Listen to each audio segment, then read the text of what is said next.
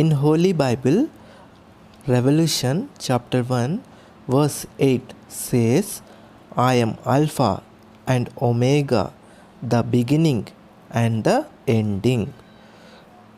పరిశుద్ధ గ్రంథం బైబిల్లో ప్రకటన గ్రంథం 1వ అధ్యాయము 8వ వచనము ఇలాగు చెప్పుచున్నది, అల్ఫయు ఓమేగయు నేనే, వర్తమాన భూత భవిష్యత్ కాలములలో ఉండువాడను నేనే.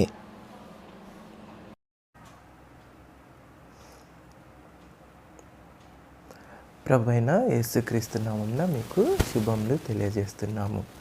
ప్రార్థనతో ఈ యొక్క శుభ సందేశాన్ని ఆరంభించుకుందాం. పరిశుద్ధమైన తండ్రి, జీవననిచ్చే జీవాధిపతి ఘనమైన మనకి వేలాదండంలో స్తుతులు స్తోత్రం అర్పిస్తూ వస్తున్నాను. ఏపాటి వారం ప్రభు మీరు మమ్మల్ని జ్ఞాపకం చేసుకుంటూ వచ్చినారు. ఈ దినము మేము బ్రతికిన్నామంటే కేవలం మీ యొక్క కృపనే కనుక ప్రభా, మా ప్రియ సహోదరి సహోదరులతో తండ్రి ఈ యొక్క తండ్రి శుభ సందేశాన్ని తెలియజేస్తుండగా వారి యొక్క హృదయంలో తండ్రి మీరు భద్రపరిచి రక్షణ అనే అనుభవంలోనికి వారిని తీసుకొని రండి. పరలోక రాజ్య వారసులుగా చేస్తూ రమ్మని మీ సన్నిధిలో ప్రార్థన చేస్తూ వస్తున్నాను. ఈ యొక్క సందేశాన్ని వారి యొక్క వినికిడిలో ఆశీర్వాదదాయకంగా చేసి నిజమైన దేవుడు యేసుక్రీస్తు ప్రభులు వారు అని వారు తెలుసుకున్నట్లు మీ కృప అనుగ్రహిస్తురమ్మని వేడుకుంటూ యేసు పరిశుద్ధ నామంలో స్తుతించి ఆరాధించి ప్రార్థించి వేడుకొనిచున్నాం తండ్రి, ఆమేన్.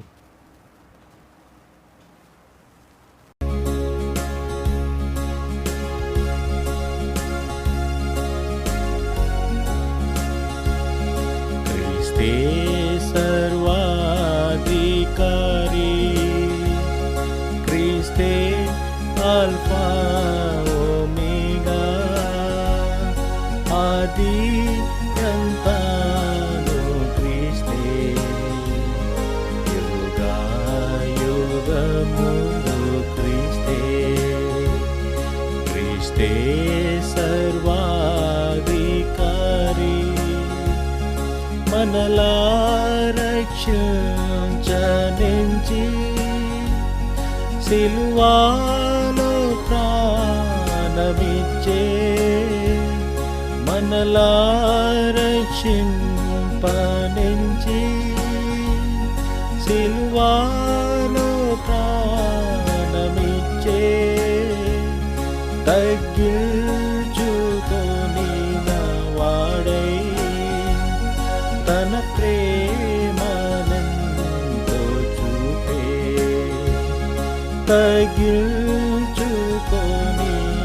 వాడై తన ప్రేమనంతో చూపే. క్రీస్తే సర్వాధికారి, క్రీస్తే ఆల్ఫా ఓమేగా, ఆది అంతాను క్రీస్తే, యుగాయుగములు క్రీస్తే. క్రీస్తే సర్వాధికారి, ఆయన ప్రత్యక్షత ప్రేమించు వారి కొరకు,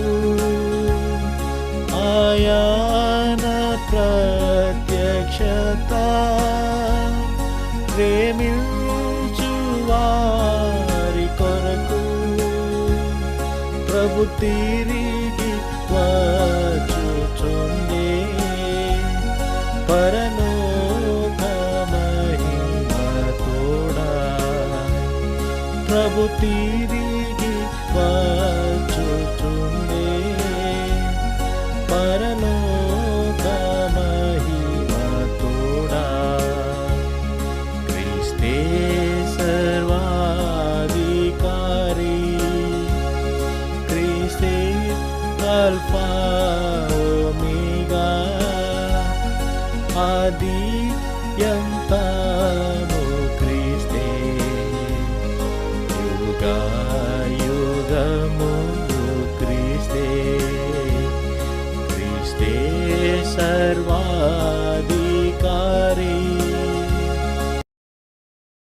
శుభ సందేశాన్ని వినకముందు ఒక కాలంలో జరిగిన ఒక నిజమైన కథను మీకు చెప్దామని నేను ఆశపడుతున్నాను.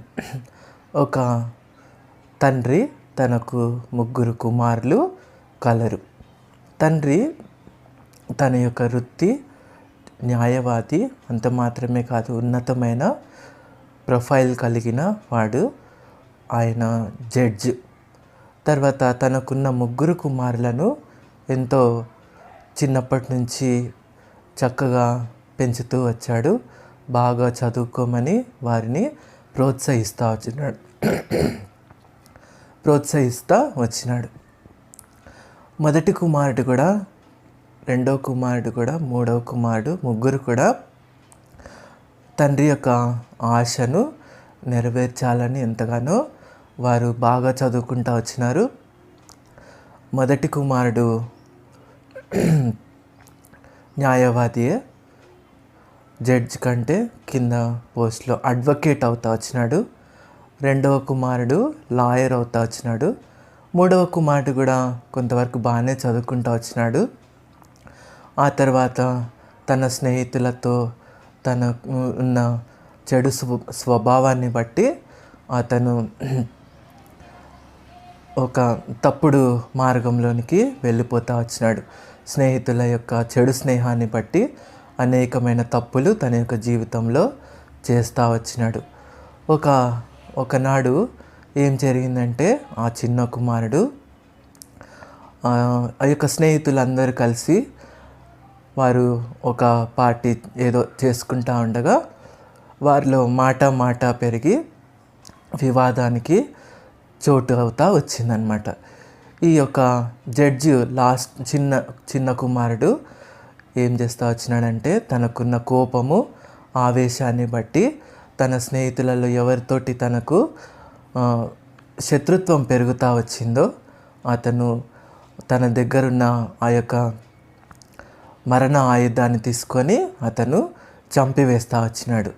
ఇది పోలీసులకు తెలవగానే అతనిని పట్టుకున్నారు. పట్టుకున్న తర్వాత అతన్ని ఛార్జ్ షీట్ రెడీ చేసినారు. కోర్టులో హాజరుపరుస్తూ వచ్చినారు. హాజరుపరిచిన తర్వాత కోర్టులో వాదోపవాదాలు జరిగినాయి. ఆ తర్వాత ఆ కుమారునికి, అంటే ఆ యొక్క వ్యక్తికి మరణశిక్ష విధింపబడినప్పుడు అతన్ని రిమాండ్ ఖైదీగా అతన్ని తీసుకొని పోయారు. అన్ని ప్రూవ్ చేయబడతా వచ్చినాయి. జడ్జి కూడా తుది నిర్ణయాన్ని జడ్జిమెంట్ ఇస్తూ వచ్చినాడు. ఏంటంటే, నీకు ఉరి శిక్ష వేస్తామని చెప్తా వచ్చినారు. చెప్పినప్పుడు ఆయన్ని జైల్లో వేసినప్పుడు ఎంతో దారుణమైన విషయము. ఎందుకంటే ఒక జడ్జి కుమారుడు ఈ విధంగా అవడం అనేది, తను చనిపోకముందు ఎవరైనా సరే చివరి దినాలలో, చివరి రోజులో తనకిష్టమైనది కోరుకోమని చెప్తా వస్తారు. అలాగూ ఈ యొక్క కోరుకునే దానిని బట్టి ఆ యొక్క జడ్జి తన యొక్క 2 కుమారులు కూడా ఆ యొక్క జైలు అధికారి దగ్గర మేమే వెళ్తాము, తనని మేమే అడుగుతాము తన యొక్క ఇష్టం ఏంటో అని పర్మిషన్ తీసుకున్నారు. తీసుకొని ఆ యొక్క అతను ఏ జైల్లో అయితే ఉన్నాడో ఆ జైల్లోనికి వెళ్తా వచ్చినారు. వెళ్ళి అక్కడ ఈ యొక్క జడ్జి, తర్వాత ఆ యొక్క మొదటి కుమారుడు అడ్వకేటు, రెండవ కుమారుడు లాయర్, ఈ 3 కూడా దేవుణ్ణి నమ్మినవారు, ఎంతో విశ్వాసంతో బ్రతికినవారు. ప్రభువైన యేసుక్రీస్తునందు వారు విశ్వాసం ఉంచిన వారు, మంచి ప్రేమ కలిగిన వారన్నమాట. కనుక ఈ యొక్క ఎవరైతే ఉరిశిక్ష విధింపబడటానికి సిద్ధమవుతా ఉన్నాడో అతను అక్కడ ఉన్నాడు, ఎంతగానో బాధపడతా అన్నాడు. తండ్రి తన యొక్క అన్నయ్యలను చూసినాడు. తండ్రి తనకు దేవుని యొక్క ప్రేమను తెలియజేస్తూ వచ్చినాడు. ప్రియ కుమారుడా, మేము నేను ఎంతగానో మంచిగా దేవుని భయంలో, భక్తిలో పెంచుతూ వచ్చినాము. అయితే నువ్వు తప్పిపోయినావు, నువ్వు యొక్క మరణశిక్షకు కారకుడు అయిపోతా వచ్చినావు. అయితే ఈ చివరి దినాల్లో కూడా దేవుడు నిన్ను ప్రేమిస్తున్నాడు. దేవుడు నిన్ను ప్రేమిస్తున్నాడు. ప్రేమించి తన ప్రియ కుమారుడైన యేసుక్రీస్తు ప్రభుల వారిని ఈ లోకంలోనికి పంపించి ఆయన నీ కొరకు బలి అర్పణ అర్పిస్తూ వచ్చినాడు. నీ కొరకు పాప క్షమాపణ కలుగజేయుట కొరకు అంతా కూడా తను సిద్ధం చేస్తూ వచ్చినాడు. కనుక నువ్వు మారు మనస్సు పొందకుండా, రక్షణ పొందకుండా చనిపోతే నీవు నరకంలోనికి వెళ్ళిపోతావు. కనుక మేము ఒక నిర్ణయం తీసుకుంటూ వచ్చాం. ఏంటంటే, మేమంతా కూర్చొని మాట్లాడుతున్నప్పుడు మొదటి మీ అన్న అడ్వకేటు నీకు బదులుగా అతను చనిపోవటానికి సిద్ధపడతా వచ్చినాడు. కనుక నీ వేసుకున్న ఈ యొక్క ఖైదీ బట్టలు మీ అన్నకు ఇచ్చేసాయి.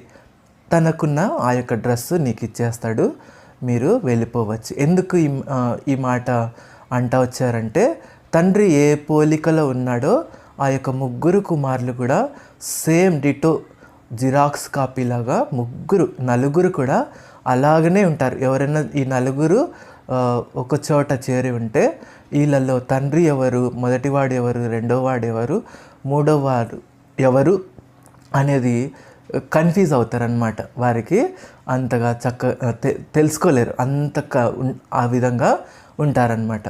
కనుక ఈ యొక్క మేము నిర్ణయం తీసుకుంటూ వచ్చినాం, నీకు బదులుగా మీ అన్నయ్య చనిపోతాడు, ఉరి శిక్ష వేయబడతాడు.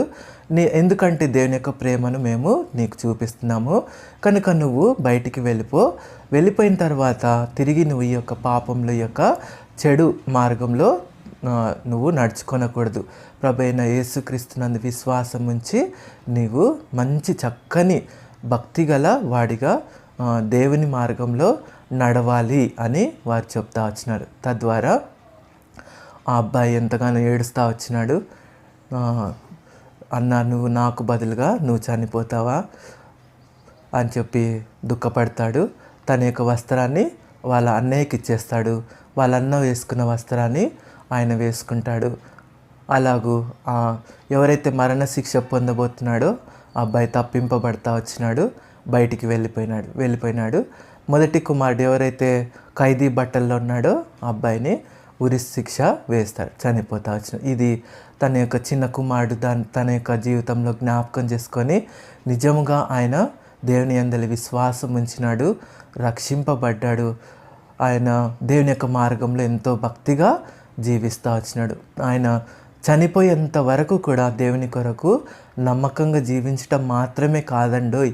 ఆయన ప్రియ సహోదరి ఎవరైతే వింటా ఉన్నారో ఆ మరణం నుంచి తప్పింపబడిన ఆ యొక్క వ్యక్తి ఆయన దేవుని కొరకు ఆయన మాత్రం జీవించటం మాత్రమే కాదు, కానీ అనేక మందిని ఆయన మారుస్తూ వచ్చినాడు. అనేక మంది ఆయన ద్వారా దేవుని తెలుసుకుంటూ వచ్చినారు, నిజమైన దేవుణ్ణి తెలుసుకొని రక్షింపబడినారు. ఆయన ద్వారా అనేక మంది దేవుని యొక్క మార్గంలోనికి వస్తూ వచ్చినాడు. అలాగూ వారికి దేవుడు ఎంతగానో సహాయం చేస్తూ వచ్చినాడు. ముఖ్యంగా ఆ చనిపోవాల్సిన వ్యక్తి తాను ఆ యొక్క మరణం నుంచి తప్పింపబడి తనకు బదులుగా ఆయన యొక్క అన్న చనిపోయినాడు. కనుక ఆ యొక్క కృతజ్ఞతతో ఆ బిడ్డ తను చేస్తున్న ఆ యొక్క పాపంను, ఆయన చేస్తున్న ప్రతి తప్పును విడిచిపెట్టి ఆయన దేవుని కొరకు జీవిస్తూ వచ్చినాడు. ఆయన ద్వారా అనేక మంది ఆయన మార్గంలో నడచడం మాత్రమే కాదు, కానీ అనేక మంది ఆయన వలె మార్చబడతా వచ్చినారు, నిజమైన దేవుణ్ణి తెలుసుకుంటూ వచ్చినారు. అనేక మంది పరలోక రాజ వారసులుగా మోక్షంనకు చేరే భాగ్యము, దేవుని యొక్క మార్గంలో నడుచుకునే ఆ యొక్క తరుణము వారికి కలుగుతూ వచ్చిందనమాట. ఈ యొక్క కథ ద్వారా దేవుని యొక్క సందేశాన్ని, మంచి శుభవార్తను మీకు తెలియచేయాలని ఎంతగానో ఆశపడుతున్నాను. జడ్జి ఆయన తండ్రి అయిన దేవుని స్థానంలో ఉన్నాడు. మొదటి కుమారుడు అడ్వకేటు ప్రభువైన యేసుక్రీస్తు వారి స్థానంలో ఉన్నాడు. రెండవ కుమారుడు లాయరు, ఆయన పరిశుద్ధాత్మ దేవుని యొక్క స్థానంలో ఉన్నాడు. మూడవ కుమారుడు ఆయన సర్వమానవుల యొక్క స్థానంలో ఉన్నాడు. నువ్వు నేను మనమందరం కూడా మానవులమే. ఈ యొక్క మూడవ కుమారుడు మానవుని యొక్క స్థానంలో ఉన్నాడు. మానవులమైన మనము అనేకమైన పాపములను చేసి దేవుని యొక్క మార్గం నుంచి తప్పిపోయినాము. మనము శిక్షకు అర్హులం. మన యొక్క పాపమును బట్టి, మన యొక్క తప్పును బట్టి మనము శిక్షకు అర్హులం. పరిశుద్ధ గ్రంథం బైబిల్లో ఆదికాండము 1వ అధ్యాయము 26వ వచనంలో ఇలాగూ రాయబడి ఉన్నది. దేవుడు మన స్వరూపమందు మన పోలిక చొప్పున నరులను చేయుదము. 27వ వచనంలో దేవుడు తన స్వరూపమందు నరుని సృజించెను. దేవుడు తన స్వరూపమందు వారిని సృజించెను, స్త్రీని గాను పురుషుని గాను వారిని సృజించెను. 28వ వచనంలో దేవుడు వారిని ఆశీర్వదించెను. ప్రభు అయిన యేసుక్రీస్తు సర్వాధికారం కలిగిన వాడు. ఎందుకంటే దేవుడే సర్వ సృష్టిని చేస్తూ వచ్చినాడు, మానవులను కూడా ఆయనే చేస్తూ వచ్చినాడు. దేవుడు మానవులను పరిశుద్ధులుగా చేస్తూ వచ్చినాడు. అయితే మానవులు వారి యొక్క పాపమును బట్టి చెడిపోతా వచ్చినారు. In holy Bible Romans chapter 3 verse 23 says, "For all have sinned and come short of the glory of God." పరిశుద్ధ గ్రంథం బైబిల్లో రోమీలకు రాసిన పత్రిక 3వ అధ్యాయము 23వ వచనంలో ఇలాగూ రాయబడి ఉన్నది. ఏ భేదమును లేదు, అందరినూ పాపం చేసి దేవుడు అనుగ్రహించు మహిమను పొందలేక పోవుచున్నారు. దేవుడు పరిశుద్ధుడు, పాపము చేసేవాడు దేవుడు కాదు. అందుకే పరిశుద్ధుడైన దేవుడు ఈ లోకంలోనికి వచ్చినాడు. ఆయన యొక్క జీవన శైలి, ఆయన యొక్క బోధలు అనేక మందిని ఆకర్షిస్తూ వచ్చినాయి. అంత మాత్రమే కాదు, ఆయనలో పాపము లేదని అనేక మంది సాక్ష్యమిస్తూ వచ్చినారు. The lord Jesus Christ victory over sins. In Holy Bible 1 John chapter 3 verse 5 says, "And in him is no sin." 1 Peter chapter 2 verse 22 says, "Who did no sin." 2 Corinthians chapter 5 verse 21 says, "Who knew no sin." John chapter 8 verse 46 says, "Which of you convinceth me of sin?" ప్రభు అయిన యేసుక్రీస్తు పాపముపై విజయము. పరిశుద్ధ గ్రంథం బైబిల్లో 1 యోహాను 3వ అధ్యాయము 5వ వచనం ఇలా చెప్తున్నది, ఆయన యందు పాపమేమియూ లేదు. 1 పేతురు 2వ అధ్యాయము 22వ వచనము, ఆయన పాపము చేయలేదు. 2 కొరింథీ 5వ అధ్యాయము 21వ వచనం, ఆయన పాపము ఎరుగడు. యోహాను 8వ అధ్యాయము 46వ వచనం, నా యందు పాపమున్నదని మీలో ఎవడు స్థాపించును. ప్రభువైన యేసుక్రీస్తు ఈ లోకంలోనికి రాకముందు మానవులు వారి యొక్క పాపములు తీసివేసుకొనుట కొరకై బలి అర్పణలు చేసేవారు. బలి అర్పణ చేయడము, తిరిగి పాపములో పడిపోవడము వారికి అలవాటుగా మారిపోయింది. అందుకే ప్రభువైన యేసుక్రీస్తు వారు ఈ లోకంలో పరిశుద్ధమైన రక్తము చిందించుట కొరకు, ఒకే బలి అర్పణ అర్పించుట కొరకు ఈ లోకంలోనికి ఆయన వచ్చినాడు. ఆయన యొక్క బలి అర్పణ, ఆయన యొక్క పరిశుద్ధమైన రక్తము మానవుని యొక్క పాపమును తీసివేస్తుంది. Altar. In holy Bible Hebrews chapter 10 verse 4 says, "For it is not possible that the blood of bulls and of goats should take away sins. The blood of Jesus. 1 John chapter 1 verse 7 says, "The blood of Jesus Christ, his Son, cleanseth us from all sin." బలిపీఠము. హెబ్రీలకు రాసిన పత్రిక 10వ అధ్యాయము 4వ వచనం. ఏలైనగా ఎడ్ల యొక్కయు మేకల యొక్కయు రక్తము పాపములను తీసివేయుట అసాధ్యము. ప్రభు అయిన యేసు రక్తము. 1 యోహాను 1వ అధ్యాయము 7వ వచనము.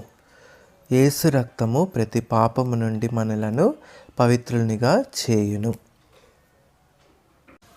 ప్రభు అయిన యేసుక్రీస్తు మానవులను ప్రేమించి పాపము నుంచి విడిపించుట కొరకు ఆయన సిలువలో మన కోసము ప్రాణము పెట్టాడు. Human impurities. Galatians chapter 5 verse 19 to 21 says, "Now the works of the flesh are manifest, which are these: adultery, fornication, uncleanness, lasciviousness, idolatry, witchcraft, hatred, variances, emulations, wrath, strife, seditions, hasteless, envyings, murders, drunkenness, revelings, and such like, of the which I tell you before, as I have also told you in time past, that they which do such things shall not inherit the kingdom of God." మానవుని అపరిశుద్ధత. గలతీలకు రాసిన పత్రిక 5వ అధ్యాయము 19వ వచనం నుంచి 21వ వచనం వరకు. మానవుని శరీర కార్యములు స్పష్టమై ఉన్నవి. అవేవనగా జారత్వము, అపవిత్రత, కాముకత్వము, విగ్రహారాధన, అభిచారము, ద్వేషములు, కలహము, మత్సరములు, క్రోధములు, కక్షలు, భేదములు, విమతములు, అసూయలు, మత్తతులు, అల్లరితో కూడిన ఆటపాటలు మొదలైనవి.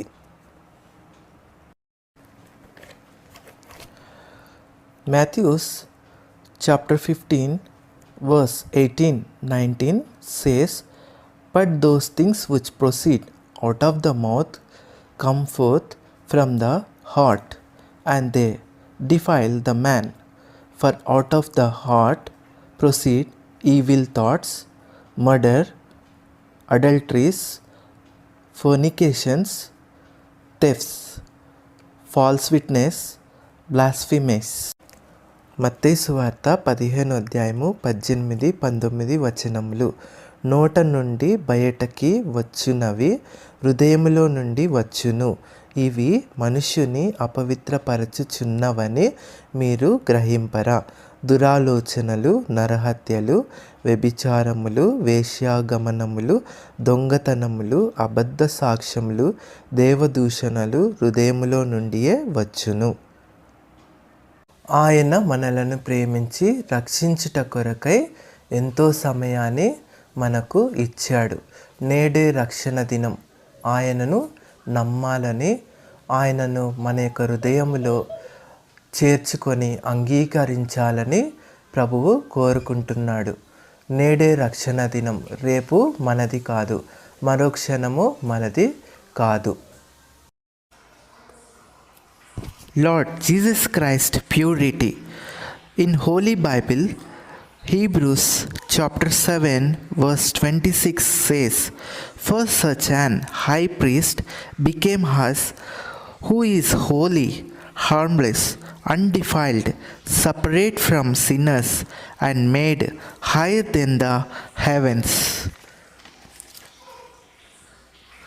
In Romans chapter 10 verse 9 says, "That if thou shalt confess with thy mouth the Lord Jesus, and shalt believe in thine heart that God hath raised him from the dead, thou shalt be saved. ప్రభువైన యేసు క్రీస్తు పరిశుద్ధత. హెబ్రీలకు రాసిన పత్రిక 7వ అధ్యాయము 26వ వచనము. పవిత్రుడును నిర్దోషియు నిష్కల్మషుడును పాపులలో చేరక ప్రత్యేకంగా ఉన్నవాడును ఆకాశ మండలము కంటే మిక్కిలి హెచ్చైన వాడు. రోమీలకు రాసిన పత్రిక 10వ అధ్యాయము 9వ వచనం. యేసు ప్రభువని నీ నోటితో ఒప్పుకొని దేవుడు మృతులలో నుండి ఆయనను లేపెనని నీ హృదయమందు విశ్వసించిన ఎడల నీవు రక్షింపబడుదువు. దేవుడు సర్వమానవులకు ప్రత్యక్షము కావాలని కోరుకుంటున్నాడు. దేవుడు మానవులలో ఆధ్యాత్మికమైన ఎదుగుదల, మార్పును కోరుకుంటున్నాడు. The growth that God desires in human. In Holy Bible, 1 Peter chapter 2 verse 3 says, resembling newborn babies for growth in salvation, look forward to that sentence. Ephesians chapter 4 verse 22 says, put off your old self, which is being corrupted by deceitful desires.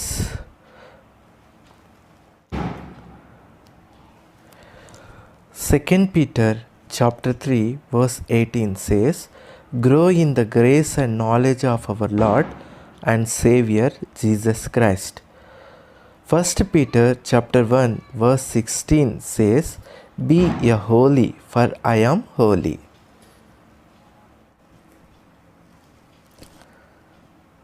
Titus chapter 3 verse 5 says, but according to his mercy he saved us by the washing of regeneration and renewing of the holy.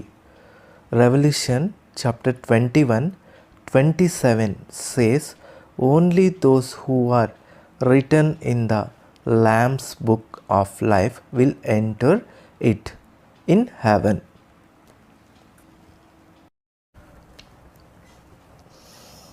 మానవునిలో దేవుడు కోరుకునే ఎదుగుదల.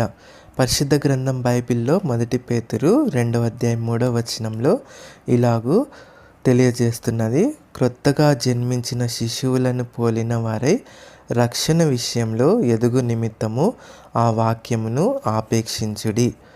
ఎఫెసీలకు రాసిన పత్రిక 4వ అధ్యాయము 22వ వచనం, మోసకరమైన దురాశ వలన చెడిపోవు మీ స్వభావంను వదులుకొనుడి.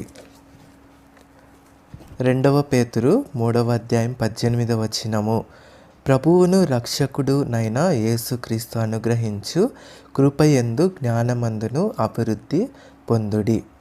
1 పేతురు 1వ అధ్యాయం 16వ వచనం, నేను పరిశుద్ధుడనై ఉన్నాను గనుక మీరును పరిశుద్ధులై ఉండుడి. తీతుకు రాసిన పత్రిక 3వ అధ్యాయము 5వ వచనం, తన కనికరము చొప్పుననే పునర్జన్మ సంబంధమైన స్నానము ద్వారా పరిశుద్ధాత్మ మనకు నూతన స్వభావము కలుగజేయును. ప్రకటన గ్రంథం 21వ అధ్యాయము 27వ వచనం, గొర్రెపిల్ల యొక్క జీవ గ్రంథమందు ఎవరి పేరైతే రాయబడిండునో వారే పరలోక రాజ్యములో ప్రవేశింతురు. యేసు ప్రభువు తిరిగి వచ్చినప్పుడు మానవులను పరలోక రాజ్యంలో చేర్చుకోవాలని, ఆయన మహిమలో మనం ఉండాలని ఆయన యొక్క ఆశ. To reach heaven. Matthew chapter 7 verse 21 says, he that doeth the will of my Father which is in heaven will enter into the kingdom of heaven.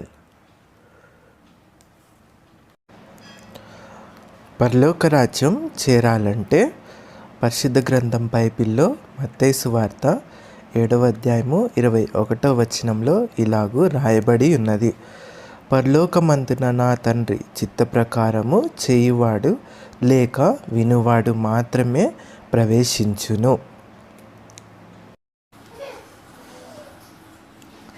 పరలోక రాజ్యమును గురించి పరిశుద్ధ గ్రంథం బైబిల్లో ప్రకటన గ్రంథం 21వ అధ్యాయము 11 నుంచి 23వ వచనం వరకు ఇలాగు రాయబడి ఉన్నది.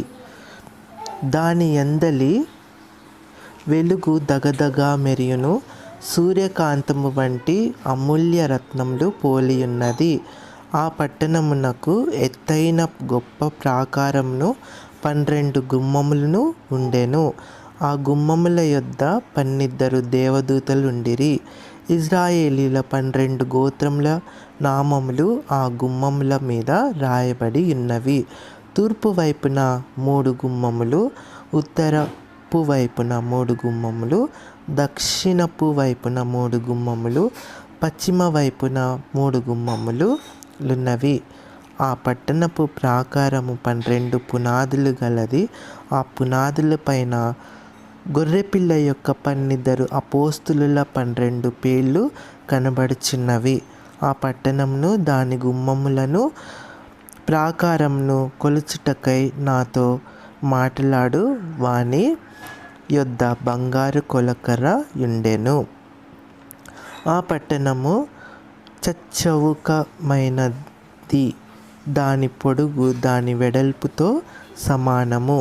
అతడు ఆ కొలకర్రతో పట్టణంను కొలవగా దాని కొలత 750 కోసులైనది. దాని పొడుగును ఎత్తును వెడల్పును సమానముగా ఉన్నది. మరియు అతడు ప్రాకారంను కొలువగా అది మనుష్యుని కొలత చొప్పున 144 మూరలైనది.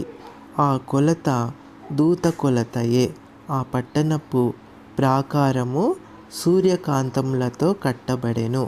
పట్టణము స్వచ్ఛమగు స్ఫటికముతో సమానమైన శుద్ధ సువర్ణముగా ఉన్నది.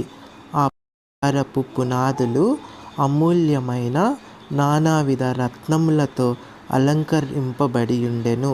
మొదటి పునాది సూర్యకాంతపు రాయి, రెండవది నీలము, మూడవది యమున రాయి, నాలుగవది పచ్చ, ఐదవది వైడూర్యము, ఆరవది కెంపు, ఏడవది సువర్ణరత్నము, ఎనిమిదవది గోమేధికము, తొమ్మిదవది పుష్పరాగము, 10వది సువర్ణల శూన్యము, 11వది పద్మరాగము, 12వది సుగంధము. దాని 12 గుమ్మములు 12 ముత్యములు, ఒక్కొక్క గుమ్మము ఒక్కొక్క ముత్యముతో కట్టబడి ఉన్నది. పట్టణపు రాజవీధి శుద్ధ సువర్ణమై స్వచ్ఛమైన స్ఫటికమును పోలి ఉన్నది. దానిలో ఏ దేవాలయమును నాకు కనబడలేదు. సర్వాధికారి అయిన దేవుడగు ప్రభువును గొర్రెపిల్లయు దానికి దేవాలయమై ఉన్నారు. ఆ పట్టణములో ప్రకాశించుటకై సూర్యుడైనను చంద్రుడైనను దానికి అక్కరలేదు. దేవుని మహిమయే దానిలో ప్రకాశించుచున్నది. గొర్రెపిల్లయే దానికి దీపము.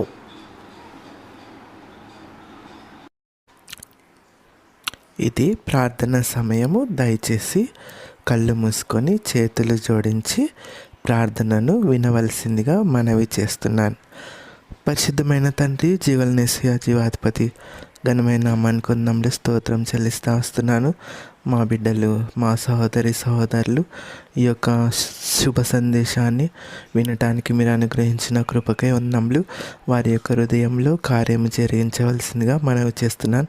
రక్షణ అనే అనుభవంలోనికి వచ్చినట్లు, వారి పాపముల విషయమై వారు ఒప్పుకొనున్నట్లు, మీ యొక్క రక్తం చేత కడగబడి పరిశుద్ధపరచబడినట్లు, నేను నా ఇంటి వారు రక్షణ పొందుదుమన్నట్లు, వారు రక్షణ అనుభవంలోనికి వచ్చినట్లు మీ కృప అనుగ్రహిస్తారని నమ్మి స్తుతిస్తూ యేసు పరిశుద్ధ నామంలో స్తుతించి ఆరాధించి ప్రార్థించి వేడుకొనిచున్నాం తండ్రి.